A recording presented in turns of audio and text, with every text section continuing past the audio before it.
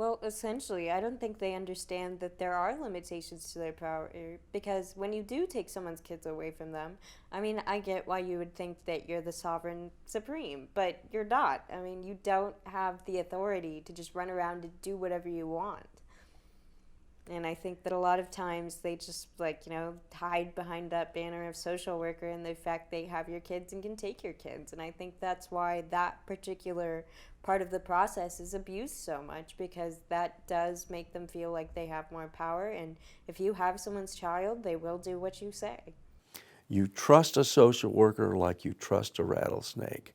That is, if you got a fork stick jammed down over the snake's neck, you've got high boots on, you've stepped back about a foot, just then you might trust a rattlesnake, and just then you might trust a social worker. That's how you think about them. Now, how you treat them is entirely different. This is Aunt Jane and Uncle Mike, and they've got you in the will for $1,000,000, and you do just about anything to make them happy. It's not necessarily that they're bad, but they just want to help the people they like and don't want to help the people they don't. An agreement with the DSHS or CPS consists of two things. One is a piece of paper, and the other is a knife in the back.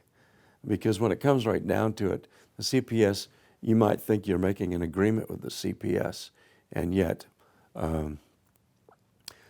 they'll break it if they want to.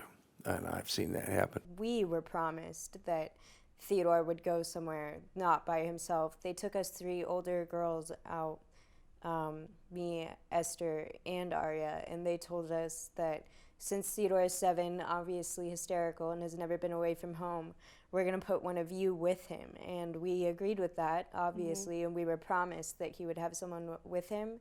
But I guess the social workers, apart from us, decided that since she lived in close proximity to this house, and they had taken us out without any real reason or preparation done, that it would be fine. So they just went back on that promise and just acted like it had never happened.